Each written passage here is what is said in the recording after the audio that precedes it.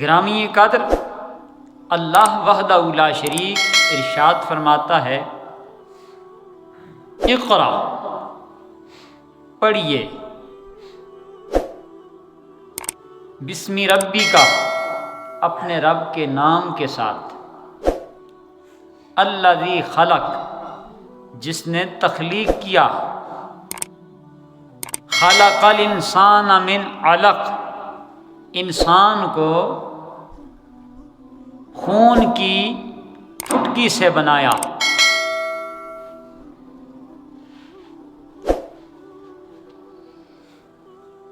رب کائنات اس آیہ مقدسہ میں فرما رہا ہے کہ محبوب پڑھو، اپنے رب کے نام کے ساتھ پڑھو۔ اس پڑھنے سے مراد علم ہے،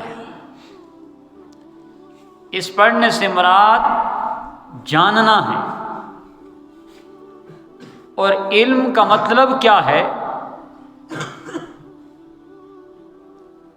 جاننا، سمجھنا۔ اور اس کی اصطلاحی تعریف کیا ہے؟ اللہ اور اس کے رسول صلی اللہ علیہ وآلہ وسلم کے جو احکامات و ہدایات ہیں، ان کو جاننے کا نام علم ہے۔ اب علم ایک ایسی اللہ کی طرف سے دی ہوئی نعمت ہے جس کی وجہ سے انسان اشرف المخلوقات کہلاتا ہے۔ علم ہی کی بدولت اللہ نے آدم علیہ السلام کو فرشتوں پر برتری دی۔ علم کی وجہ سے اللہ نے موسیٰ علیہ السلام جیسے جلیل القدر پیغمبر کو خضر علیہ السلام کی طرف بھیجا، اور علم کے بارے میں حضور سرور دو عالم صلی اللہ علیہ وآلہ وسلم ارشاد فرماتے ہیں، طلب العلم فریضۃ علی کل مسلم و مسلمہ، علم حاصل کرنا ہر مسلمان مرد اور عورت پر فرض ہے۔ وہ علم ہے کون سا؟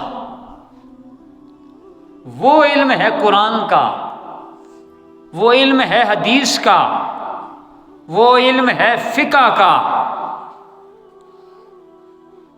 شریعت کا۔ جب تک یہ علم نہیں ہوگا اس وقت تک بندہ مسلمان اپنی زندگی کے مقصد کو نہیں سمجھے گا کہ میری زندگی کا مقصد کیا ہے، میں کس لیے تخلیق کیا گیا ہوں، اور اس کو جاننے کے لیے، سمجھنے کے لیے اپنا وقت نکالنا ہوگا، وقت دینا ہوگا۔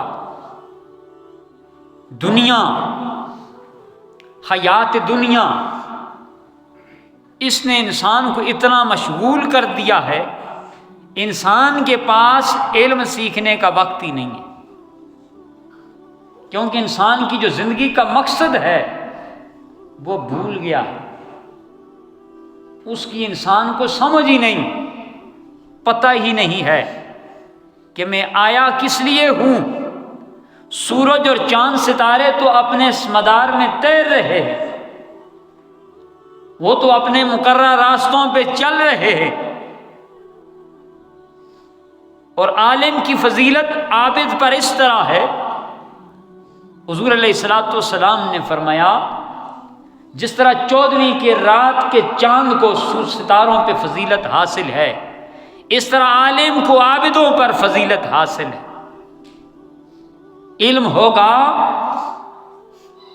اس کے بعد اس بندے کے اندر کون سی تبدیلی رونما ہوگی؟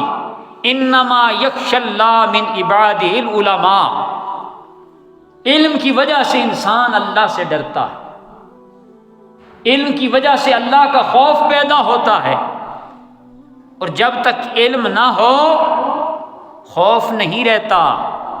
جب خوف نہ ہو اللہ کا، پھر انسان سے گناہوں کا صدور ہوتا ہے، پھر انسان گناہ کرتا ہے، اور گناہ کرتے ہوئے سے گناہ لگتا نہیں۔ خضر علیہ السلام صاحب علم تھے، ان علم لدنی تھا، اللہ کی عطا سے ان کو یہ علم ملا۔ تو موسیٰ علیہ السلام جیسے جلیل القدر پیغمبر، خضر ذوالقرنین بادشاہ کے خالہ زاد بھائی ہیں، خضر دونوں طرح پڑھا جا سکتا ہے۔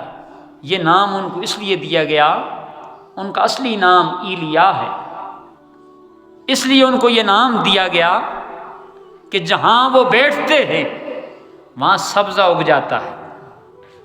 اور ذوالقرنین بادشاہ جس نے پوری دنیا پہ حکومت کی، مشرق سے لے کر مغرب تک، شمال سے لے کر جنوب تک، اور خضر علیہ السلام ساتھ تھے۔ جب مغرب کو پہنچے وہاں ایک ایسے چشمے پہ آپ کا جانا ہوا جسے آب حیات کہا جاتا ہے، اس کا پانی پی لیا، قیامت تک انہیں موت نہیں آئے گی۔ موت کا ذائقہ نفس نے چکھنا ہے، لیکن آب حیات بھی تو ہے نا۔ ذوالقرنین بادشاہ نہیں پی سکے، انہیں تو موت آ گئی، خضر علیہ السلام نے پی لیا، موت نہیں، حیات ہے۔ اور وہ ہر وقت اللہ کی بنائی ہوئی کائنات کے اندر میوے سفر رہتے اور اللہ والوں کو ملتے، کوئی ان سے ملنا چاہے اس سے ملتے، ان سے ملاقات ہوتی ہے۔ تو ان کے پاس موسیٰ علیہ السلام نے کہا میں ملنا چاہتا ہوں، اللہ نے فرمایا چلے جاؤ مل لو۔ نشانی کیا؟ فرمایا نشانی یہ ہے کہ آپ اپنے پاس جو کھانا رکھیں گے، جو مچھلی پکا کر رکھیں گے، جہاں وہ زندہ ہو جائے گی وہیں خضر علیہ السلام کا ٹھکانہ۔ تو یوشع بن نون آپ کے خدمتگار بھی ساتھ چلے، ایک مقام پہ رکے، آرام کیا، سو گئے، مچھلی زندہ ہو کے پانی میں چلی گئی، جدھر جدھر سے مچھلی گزرتی گئی راستہ بنتا گیا۔ یوشع بن نون بھول گئے، موسیٰ علیہ السلام بیدار ہوئے، آگے کا سفر شروع ہوا۔ ایک مقام پہ پہنچے، کہا اب تھکاوٹ سی ہوئی ہے، وہ کھانا لاؤ۔ کہا وہ تو ایک مقام پہ رکے تھے، مچھلی نے چھلانگ لگائی۔ فرمایا وہی تو ہمارا مقام تھا، وہیں تو ہم نے جانا تھا۔ واپس پلٹے، اس مقام پہ پہنچے، آگے خضر علیہ السلام سے ملاقات ہوئی، کہا میں آپ کے ساتھ سفر کرنا چاہتا ہوں۔ آپ نے کہا میرے ساتھ سفر نہ کریں، آپ صبر نہیں کر سکیں گے۔ کہا صبر کروں گا۔ پھر جو سفر ہوا، ایک مقام پہ کشتی میں بیٹھے، کشتی والے نے ان سے کرایہ نہ لیا، اس نے بھی سمجھا کوئی عظیم ہستیاں ہیں، وہ انہوں نے اترنے سے پہلے اس کا تختہ توڑ دیا۔ کہا یہ کیا کام کرتے ہیں خضر علیہ السلام، کتنا اچھا انسان، ہم اس کے ساتھ بیٹھ کے آئے، آگے آپ نے اس کا یہ کام کر دیا۔ فرمایا میری اور آپ کی منزل جدا ہے، آپ صبر نہیں کر سکتے۔ کہا اب نہیں بولتا، اب بات یہ میں علم کی بات کرتا ہوں، علم ہے، اب نہیں بولتا۔ اسی طرح آگے گئے، راستے میں کچھ بچے کھیل رہے تھے، ایک بچے کو موت کے گھاٹ اتار دیا۔ یہ کیا کرتے ہو؟ فرمایا اب جدائی ہے، اب نہیں بولوں گا۔ آگے گئے، ایک بستی سے گزرے، بستی والوں سے کھانا طلب کیا، لوگوں نے کہا جی کھانا نہیں ہے، مہنگائی ہے نا، کھانا نہیں ہے۔ تو پھر انہوں نے کہا چلو نہیں ہے تو کوئی بات نہیں، سائل کو واپس نہیں بھیجنا چاہیے، یہ رب کے روپ ہوتے ہیں۔ تھوڑے سے آگے چلے تو ایک دیوار گرنے والی تھی، اس کو گرا کے نئے سرے سے تعمیر کرنا شروع کر دیا۔ موسیٰ علیہ السلام نے کہا ایک تو لوگ ایسے ہیں، سلوک دیکھو کیسا ہے، آپ ان کی دیوار بناتے ہیں۔ کہا اب جدائی ہوگی، اب آپ میرے ساتھ سفر نہیں کر سکو گے۔ کہا چلو اب نہیں چلتا ساتھ، لیکن یہ راز مجھ پہ ظاہر کرے نا، یہ کیا واقعات رونما ہوئے۔ فرمایا جس کشتی میں بیٹھے وہ ایک ظالم بادشاہ تھا، وہ کشتیاں کیپچر کر لیتا تھا بندوں سے، تو جب میں نے کشتی میں ایک فالٹ پیدا کر دیا، وہ ان سے اب نہیں لے گا، تو تھوڑی دور جا کے وہ تختہ لگا لیں گے، اپنا کام چلائیں گے۔ بچے کو مارا، اس کی پیشانی پہ لکھا ہوا ہے کہ یہ کفر میں رہے گا اور بڑا ہو کے اپنے والدین کو بھی کفر کی طرف لے جائے گا۔ تو یہیں پہ میں نے اس کا خاتمہ کر دیا کہ اس کے ماں باپ بچ جائیں، کفر سے بچ جائیں۔ تو آگے جو دیوار سیدھی کی ہے اس کے نیچے 2 یتیم بچوں کا مال ہے، وہ دیوار گر جاتی، لوگ نکال کے لے جاتے، میں نے گرا کے اس کو پھر ٹھیک کر دیا، بچے بڑے ہوں گے دیوار گرائیں گے، مال لے لیں گے۔ یہ راز تھے، یہ حکمتیں تھیں۔ تو اس لیے خضر علیہ السلام اب بھی فضاؤں میں، پانیوں پر، مسجدوں میں، راستوں میں چلتے پھرتے رہتے، اور وہ رہنمائی بھی کرتے، ملاقات بھی کرتے ہیں، بندوں میں آ کے بیٹھ بھی جاتے ہیں، جمعے کی صفوں میں بھی ہوتے ہیں، چوراہوں میں بھی ہوتے ہیں، بازار میں بھی ہوتے ہیں، ویرانے میں بھی ہوتے ہیں، اور وہ اس کو ملتے ہیں جو ان سے ملنے کا متمنی ہو، جو ان سے ملنے کی تمنا رکھتا ہو۔ تو میں بات کر رہا تھا علم کی، یہ تو علم کی ایک جھلکی تھی، علم کا ایک پہلو تھا۔ علم جاننے کا نام ہے۔